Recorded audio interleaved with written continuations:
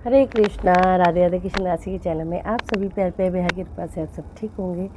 तो आज है कार्तिक मास का 5वां अध्याय मैं सुनाने जा रही हूँ। आपको वीडियो पसंद आए तो लाइक शेयर कमेंट जरूर से करना, ठीक है।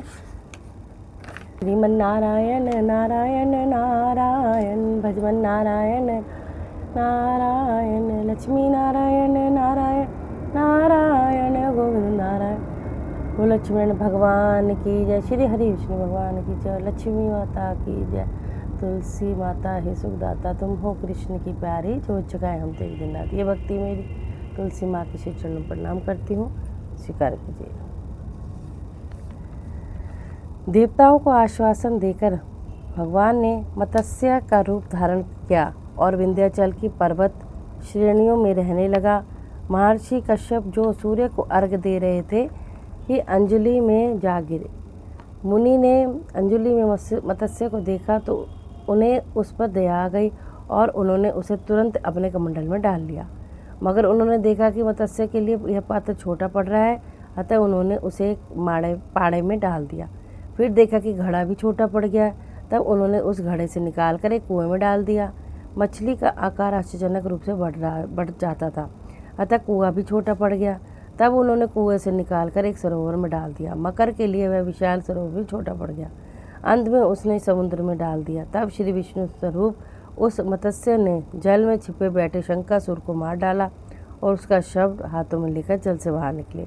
इससे प्रसन्न होकर सभी देवता उनकी स्तुति करने लगे। इससे प्रसन्न होकर भगवान सभी देवताओं को लेकर बद्रीनाथ धाम आ गए। वहाँ उपस्थित ऋषि मुनियों ने आग्रह किया कि वे जल में बिखरे ज्ञान की खोज करें। भगवान ने कहा कि अब देवताओं सहित प्रयाग में करेंगे। भगवान के आग्रह पर सभी ऋषि मुनि समुद्र की गहराइयों में जाकर ज्ञान की खोज करने लगे। जिस ऋषि ने जिस ज्ञान की खोज की वह उसी का हो गया।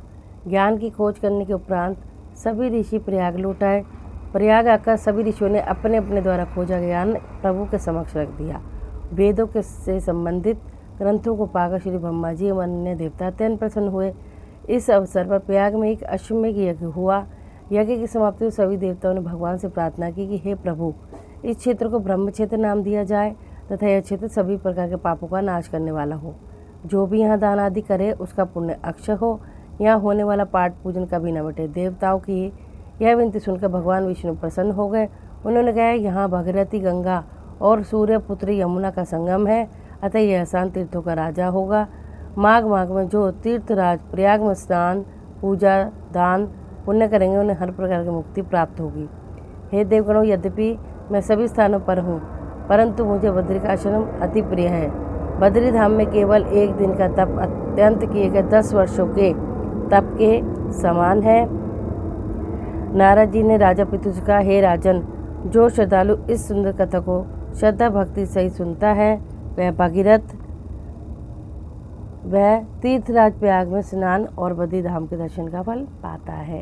बोलो श्री हरि विष्णु भगवान की जय, लक्ष्मण भगवान की जय। श्रीमन नारायण नारायण नारायण भजमन नारायण नारायण लक्ष्मी नारायण नारायण नारायण। चलिए जी, अब आरती कर लेते हैं।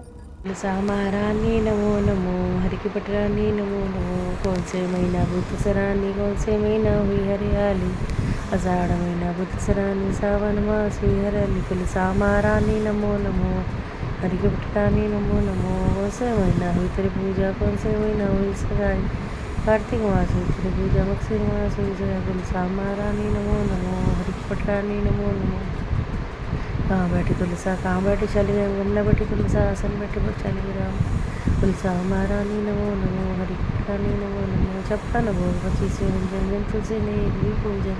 तुलसा महारानी नमो नमो, हरि जो तुलसी मुझे की आरती गावे बसी को कंठ परम पद पावे। जो तुलसी मुझे की आरती गावे मन वाची में सिद्ध पावे।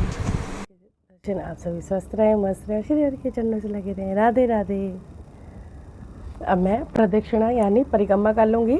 अब जैसे मेरे यहाँ गमले ऐसे रखे हुए कि मैं परिक्रमा राउंड नहीं कर सकती, तो मैं यहाँ खड़े खड़े ही 4 परिक्रमा कर लूँगी। आप 108 भी कर सकते हो, 4 भी कर सकते हो, 1 भी कर सकते हो, 11 भी कर सकते हो, जितना सामर्थ्य हो आप उतनी कर सकते हो।